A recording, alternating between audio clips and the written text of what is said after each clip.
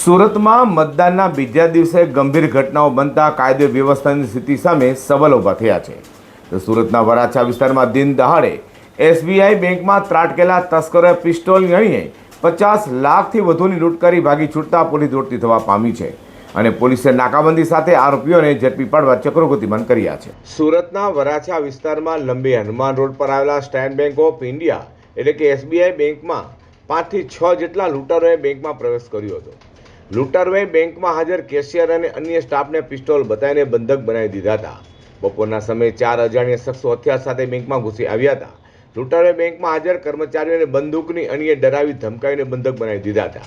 ત્યારબાદ લૂંટારોએ બેંકના strong room કે કેશ કાઉન્ટરમાંથી આશરે 50 લાખ રૂપિયાની રોકડ રકમની લૂંટ ચલાવી હતી. હથિયારોના જોરે લૂંટને અંજામ આપ્યા બાદ આરોપીઓ ત્યાંથી ફરાર થઈ ગયા હતા. ઘટનાની જાણ થતાં સ્થાનિક પોલીસ અને ઉચ્ચ અધિકારીઓનો કાફલો તાત્કાલિક ઘટના સ્થળે દોડી આવ્યો હતો. અશ્વની કુમાર સહિત વરાછા, પૂણા, કાપોદ્રા અને સરથાણા પોલીસ સ્ટેશનના PI, ACP, DCP, additional CP સહિતનો પોલીસના ઉચ્ચ અધિકારીઓનો કાફલો ઘટના સ્થળે પહોંચી ગયો હતો. હાલ સમગ્ર વિસ્તારને કોર્ડન કરી લેવામાં આવ્યો છે અને બેંક તથા આસપાસના વિસ્તારોના સીસીટીવી ફૂટેજ મેળવી લૂંટારુઓની ઓળખ કરવાની કવાયત હાથ ધરવામાં આવી છે. પોલીસે શહેરભરમાં નાકાબંધી કરી લૂંટારુઓને પકડવા માટે ચક્રો ગતિમાન કર્યા છે.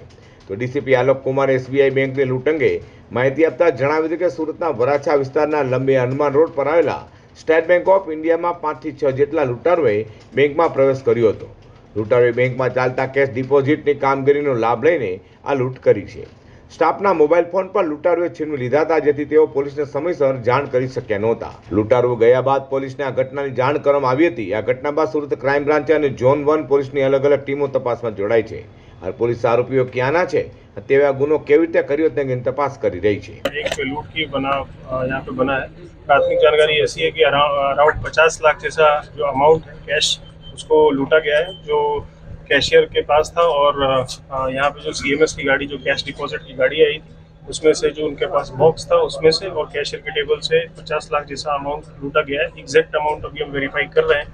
टोटल जो आरोपी थे इसमें 5 आरोपी अभी दिख रहे हैं और भी आरोपी होने की संभावना है, तो हम इसमें इन्वेस्टिगेट कर रहे हैं. और टोटल यहाँ पे अभी क्राइम ब्रांच की टीम और जोन 1 की अलग अलग टीम्स यहाँ पे लगी हुई हैं.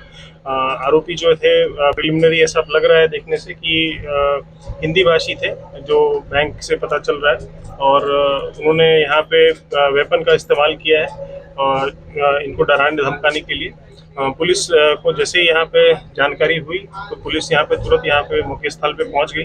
अलग अलग टीम अलग अलग दिशाओं में तपास कर रही है और हम जल्दी इस केस को क्रैक करेंगे. सर, किस तरह की वेपन था इन लोगों के पास? इनके पास पिस्टल था, जो कि हमें अभी सीसीटीवी में दिख रहा है, पर क्या था अभी हम डिटेल में इन्वेस्टिगेशन करके आपको. कितने लोग थे मतलब? टोटल अभी सीसीटीवी में 5 लोग दिख रहे हैं, लेकिन कुछ एंगल्स जो है वो सीसीटीवी में कवर नहीं है, तो उसके हिसाब से लोग ज्यादा भी हो सकते हैं. अभी हम डिटेल इन्वेस्टिगेशन. हाल तो लूंटारोए बुरखो પહેર્યો હોવાની જે વાતો વહેતી થઈ હતી તેનો ડીસીપી ઇનકાર કર્યો છે. તેમણે સ્પષ્ટ કહ્યું છે કે કોઈ બુરખો પહેર્યો નહોતો અને ડીસીપીએ કહ્યું હતું કે અમે આરોપીને પકડવા માટે સઘન તપાસ શરૂ કરી દીધી છે. પોલીસને વિવિધ ટીમો કામે લાગી છે અને ખૂબ જ ઝડપથી આ કેસને ઉકેલી લેવાશે.